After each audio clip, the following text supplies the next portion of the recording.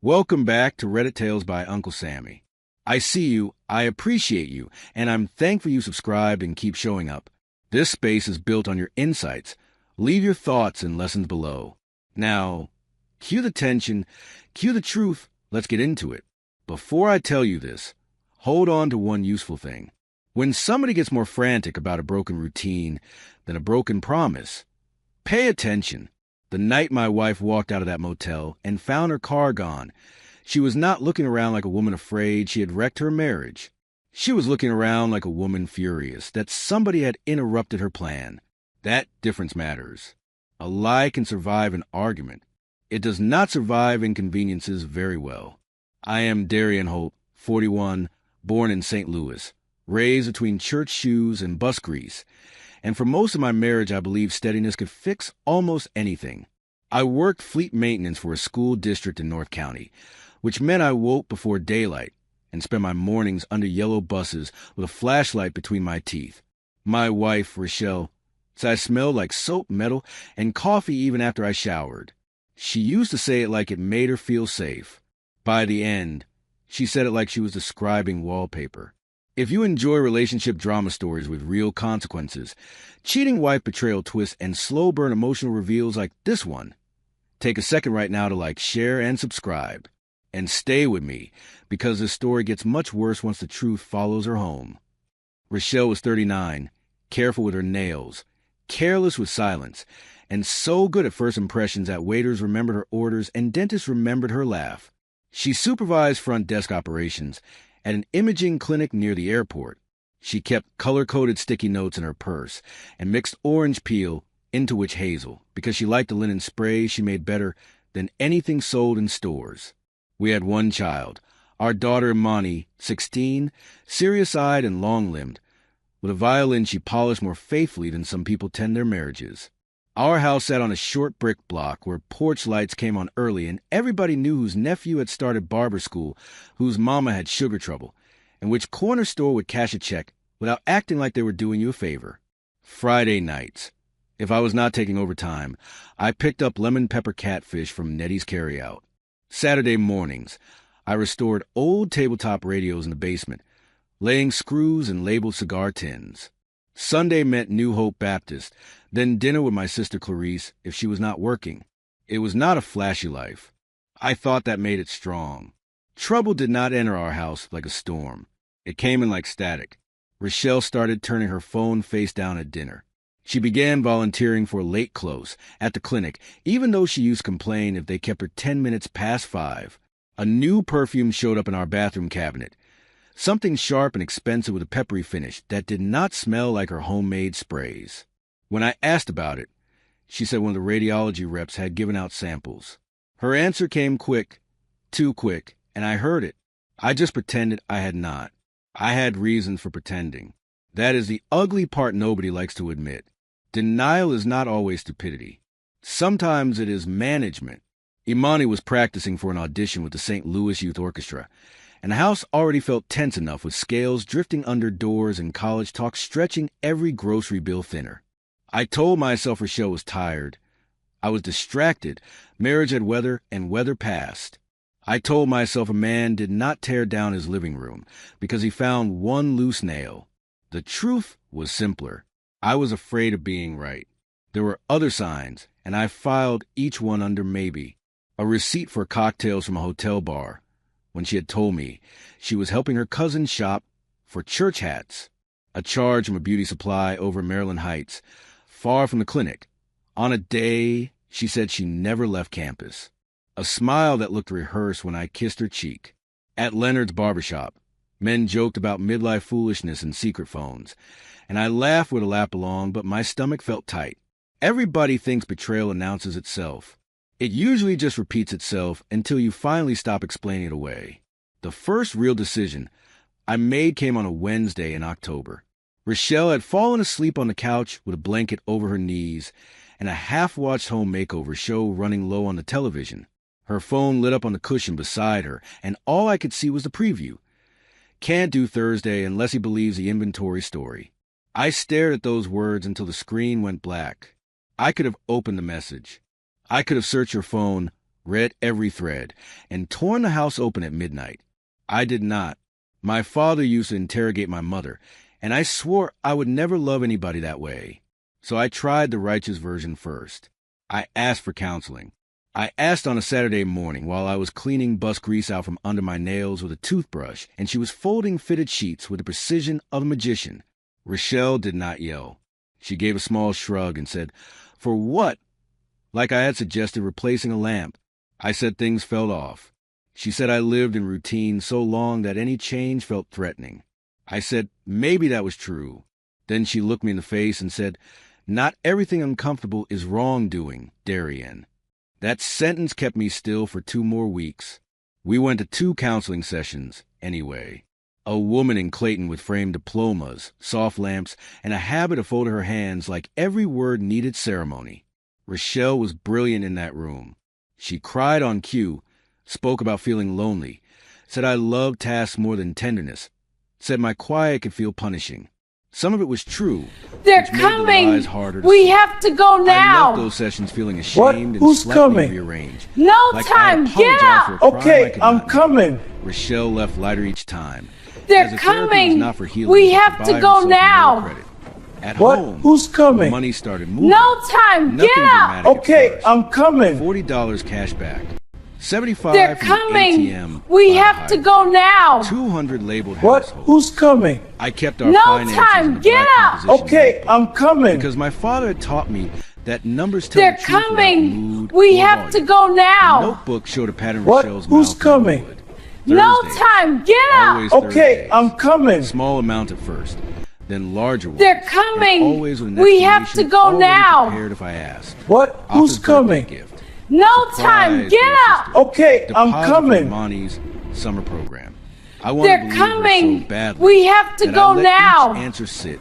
What? where Who's proof should have coming? been. No Imani knew time. something Get before out. I admitted Okay, to I'm myself. coming. Teenagers hear tone better than content. They're One coming. night, she came We into the have to kitchen go in house socks now. and an old Howard What? University Who's sweatshirt coming? she had bought from a flip No rack time. Get because she said out. it made her Okay, feel I'm ambitious. coming. She opened the freezer, took out a They're football and coming. asked, We "Are have y'all to go mad at each now. other? Or is this What? just how Who's grown coming? people get quiet?" No time. That Get question out. hit me Okay, harder I'm than coming. any accusation Rochelle could have made. They're I told her her mother coming. was stressed. We have to I was go tired, now. and she should focus What? on her Who's audition. coming? She nodded. No time. but Get she did out. not look Okay, convinced. I'm coming. The first time I saw Gideon Pace, I They're already disliked him coming. before I knew We why. have to go He now. was outside the imaging clinic What? one Who's chilly coming? Thursday. No leaning time. against a Get black out. Tahoe and Okay, fitted I'm camel cup, coming. one hand in his pocket, the other They're holding a paper coming. cup. We He looked have to go expensive in that now. polished way some men What? cultivate Who's coming? when they need the word No time. to Get believe out. they have never Okay, sweated. I'm coming. Rochelle came out laughing at something he said. They're And the laugh was not coming. for coworkers. We have to go It had now. softness in it. He What? touched her Who's elbow coming? when she turned away. No time. Get Small out. gesture. Okay, I'm Familiar coming. gesture.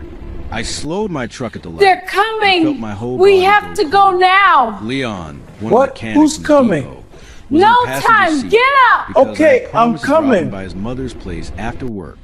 He They're saw where I was coming. looking. We Leon have to had the go kind of face now. that never hurried to judgment, What? Who's coming? which was why I trusted No his silence time. more Get than out. most men's Okay, speeches. I'm coming. After a minute, he said, "You know him?" They're I said no. coming. He We said, have to go "Well, now. He knows he looks good What? doing wrong." Who's coming? I laughed once. No without caring. time. Get Then I out. kept Okay, driving. I'm coming. It was easy to act like the scene had no authority over me. They're and to admit coming. How We quickly it have had to go rearranged now. My chest. What? I went Who's home and stood in coming? my basement No workshop time. pretending to Get sort out. radio Okay, knobs I'm while I coming. argued with myself. Rochelle had not kissed They're me. coming. Rochelle had We not have held to his go hand. now. Maybe it was work. What? Who's Maybe I was coming? raw from counseling. No time. Maybe Get loneliness out. was Okay, teaching me to I'm hallucinate coming. meaning into ordinary things. They're But coming. I remember the We line have from to the go phone. now. Inventory story. What? Who's I coming? remembered Thursday. No time. I Get remembered her out. saying Okay, my I'm discomfort was coming. not proof. That evening I made my They're second major coming. decision. We I have to stopped go trying to be the now. morally superior husband. What? and Who's started coming? documenting what I No could actually time. see, Get out. not to Okay, punish I'm her, coming. to keep from gaslighting myself. The They're notebook got coming. thicker. We have Dates, to times, go charges, now. Stories told. What? Who's stories coming? changed. No wrote time. down the Get smell of out. that Okay, I'm I coming. wrote down the exact wording she used when she said she They're was covering coming. someone's clothes. We have to go because now. people repeat favorite lies. What? Who's I coming? wrote down No every time. Thursday Get test out. withdrawals Okay, and I'm matched it coming. against the clinic schedule she left magnet to the refrigerator. When a story did not match a date, I circled it in red.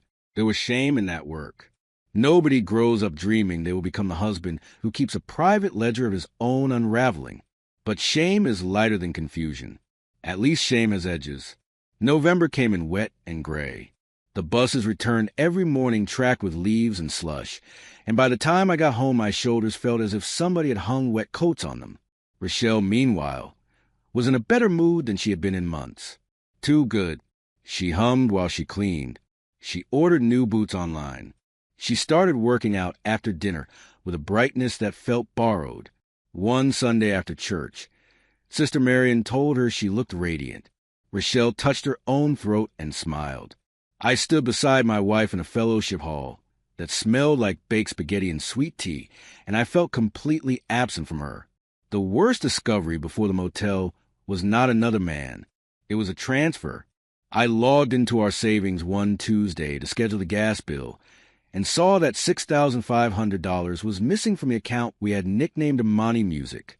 That money was for summer programs, instrument maintenance, travel, and the possibility of private lessons if scholarship money fell short. I called Rochelle at work, already trying to give her an innocent explanation in my head. She answered on the second ring, cheerful, and told me she had moved the money to a better account after talking to a financial guy who came through the clinic. I asked which account. She said she would show me later. She never did. That night, I barely tasted dinner. Nettie's catfish sat on my tongue like cardboard. Imani practiced scales with her mute on, so the sound came through the wall as a thin, stubborn whisper. Rochelle told a story about a rude patient at work and laughed at her own ending. I watched her and hated myself for still studying her like a man hoping to catch a glimpse of the person he married. It would have been simpler to make her a villain. She was not. She was still funny with our daughter. She still tucked her feet under me on the couch. She just no longer seemed loyal to the life she was benefiting from. The alert came the Thursday before Thanksgiving. I was in the school parking lot waiting for the last late bus to roll, and when my phone buzzed with a joint card notification. Cypress Lodge, 2-night hold. I knew that motel. Everybody around the airport knew that motel. The one tucked off the service road behind an empty steakhouse and an old bowling alley that still had a bent neon sign. Rochelle had told me that morning she was staying late for inventory with 2 supervisors from corporate. My whole body went strange and sharp. I sat there with a diesel smell in the air and knew the part of my life called maybe was over. I should tell you, I did not speed there blind with fury. I picked up Imani from orchestra rehearsal first, because children do not stop needing rides just because their parents are falling apart. I took her home, told her I had to check something at the depot, and asked Clarice to come sit with her under the excuse of helping with a church raffle. Then I drove toward the airport with my work jacket still on and the spare key to Rochelle's Honda in my pocket. I had kept that key for years after she locked herself out in the Schnucks parking lot during a July heat wave. She had forgotten it existed. I had not. Leon met me at a diner across from the motel because I called him on instinct and said only, I need a witness and a calm head. He did not ask for details over the phone. That is how you know a real friend from a curious one. We sat in a booth that smelled like fryer oil and burnt coffee, and through the foggy window, I saw Rochelle's gray Honda tucked near the back row under a buzzing vacancy sign. I knew that dent over the rear tire. I knew the little Howard University sticker Imani had pressed onto the bumper years before. I stared until the room felt thin. Leon looked out the window, then back at me. What are you thinking? He asked. I had a choice right there.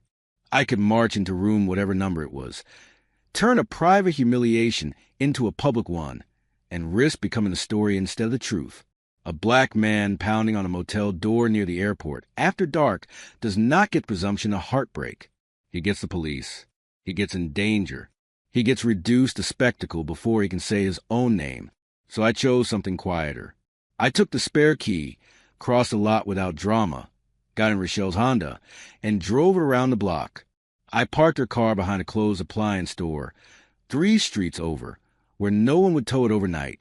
Then Leon and I circled back in his Buick and took our same booth at the diner window. 10 minutes later, Rochelle stepped out of room 12 with Gideon Pace behind her, both of them moving slowly at first, talking in that relaxed after-private-hours way that made my skin crawl. She clicked her key fob once. Nothing. Clicked again. Her shoulders stiffened. Gideon checked his pockets, like maybe he could solve it by looking important. Rochelle spun in a full circle, searching the lot, and the expression on her face was not grief. It was panic at losing control.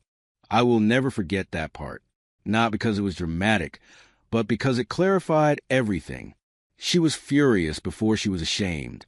Gideon tried to calm her, then got irritated when she snapped at him. She paced between 2 pickup trucks, checking the pavement as if the Honda might have melted into it. Leon said nothing.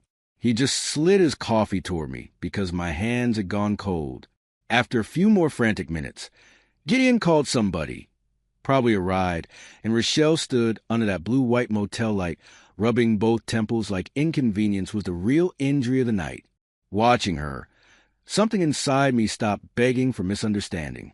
By the time Rochelle got a rideshare home, I had already put her car in our garage, backed my truck into the driveway, and laid everything out on the dining table. Not a wedding ring, not a dramatic note. I wanted facts, not theater.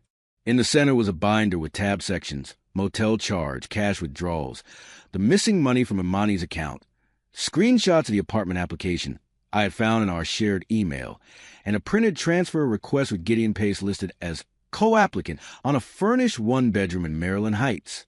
Beside the binder sat the new keypad code instructions from the locksmith and 1 envelope marked for tomorrow. The apartment application was the part that cut deepest.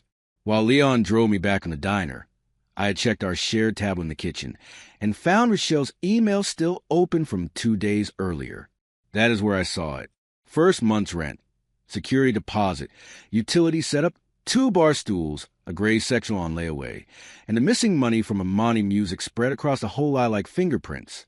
She had not just been sleeping with another man. She had been furnishing a future with him, using money our daughter believed was waiting for her. By the time the garage door closed on her Honda, I was done pleading with what was in front of me. Rochelle came to the front door close to midnight, coat crooked, hair damp at the edges from mist. She took 3 steps into the dining room and stopped so hard the chain on her purse slapped against the wall. She saw the binder. She saw the envelope. She saw her own car keys hanging on the peg by the garage door where I had placed them like a returned item. For once, she had no words ready. She looked at me, then at the binder again, and I watched understanding move through her face in pieces.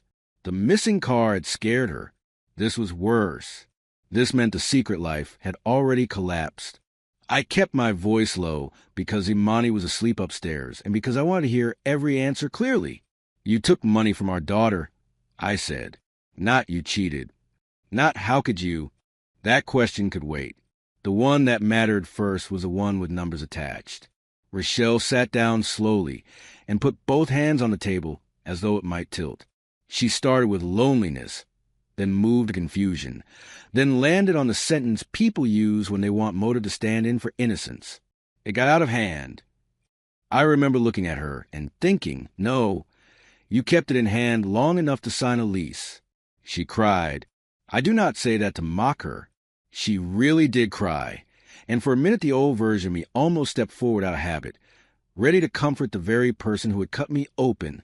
Then I heard Imani turn over upstairs, the bed frame giving that little thump it always gave, and something in me reset.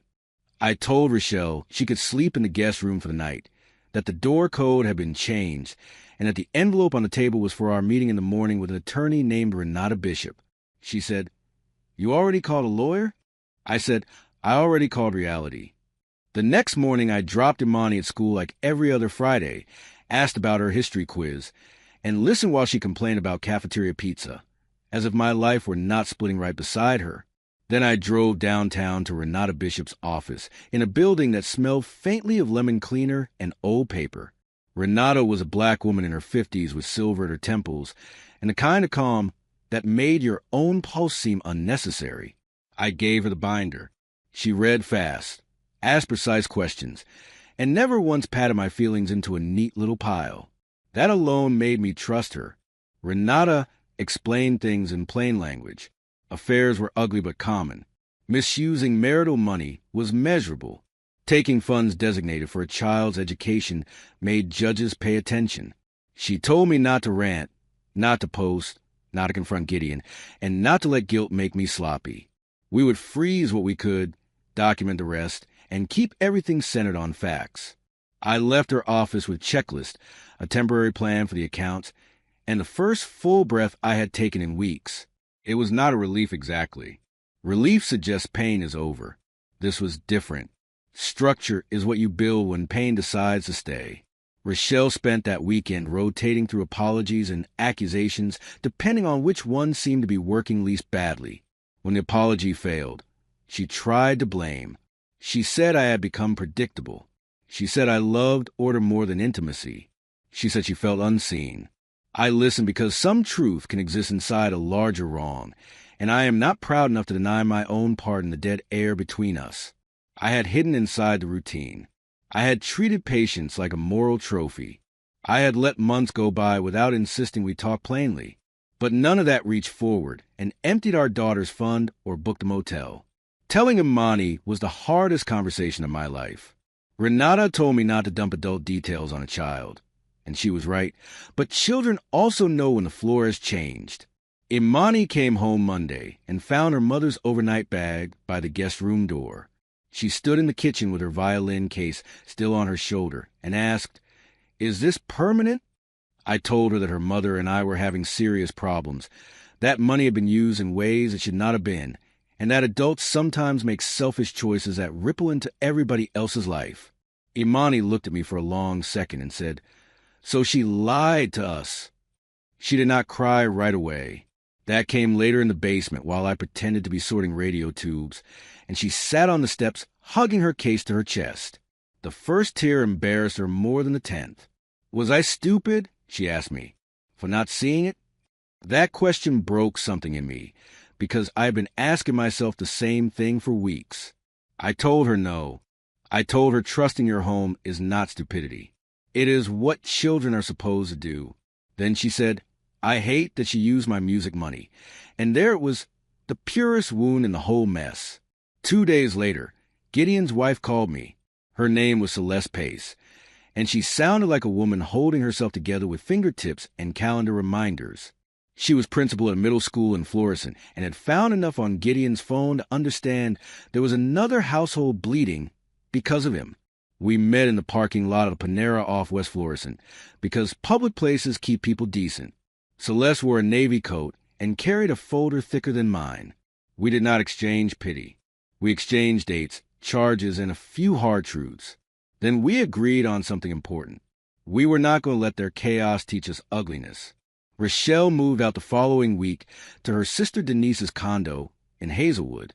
That was Renata's recommendation, not mine. Too much tension under one roof leads people to say and do things that follow them into court. The block was noticed immediately. Neighbors always do. Porch curtains shifted. At church. Sympathy came in coded language.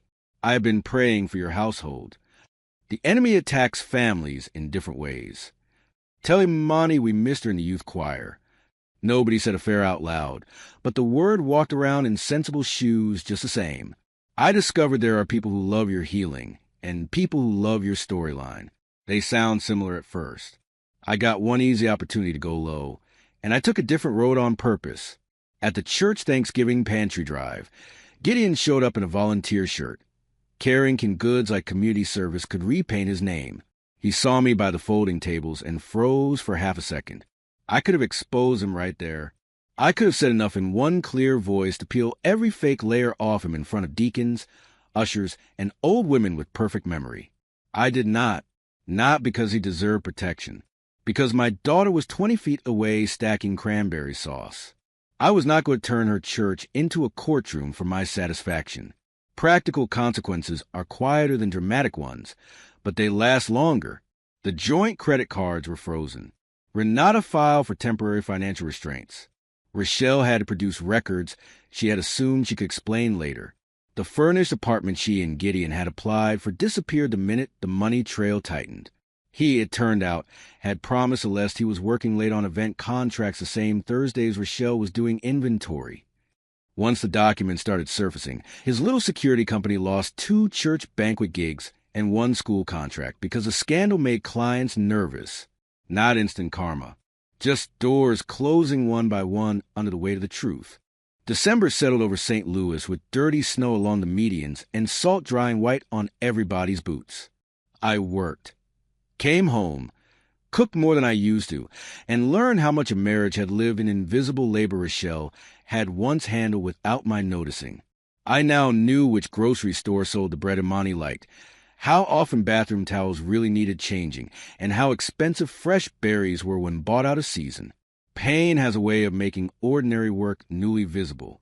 Some nights I was angry at Rochelle.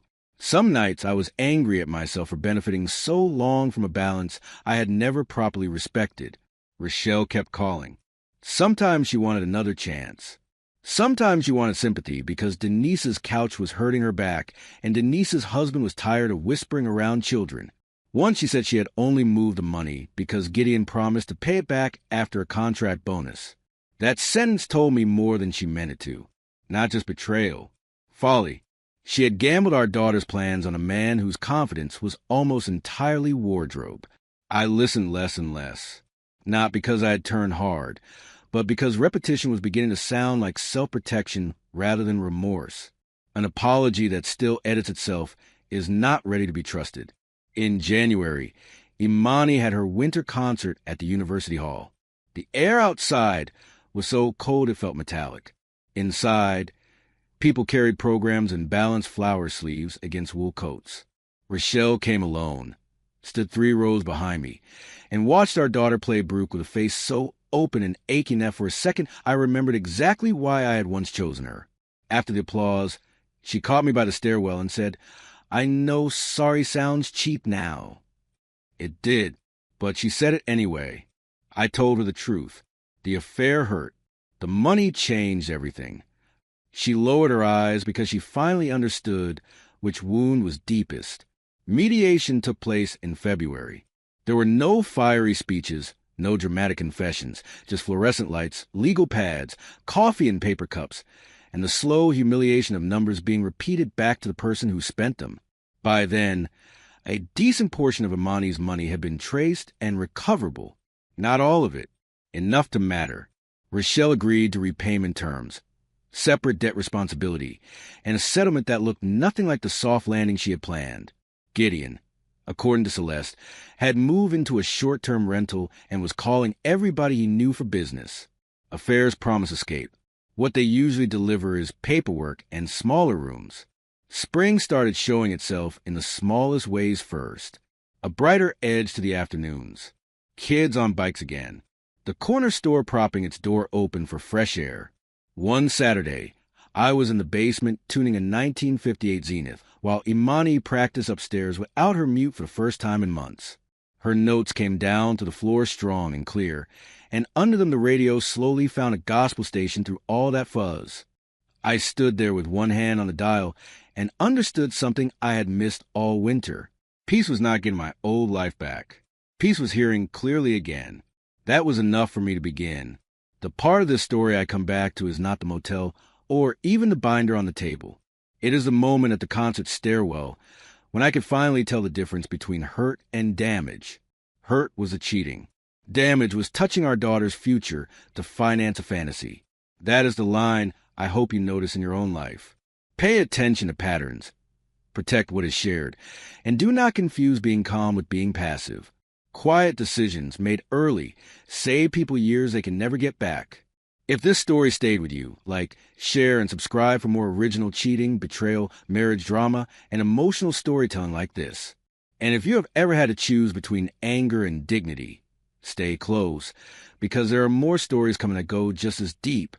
The end.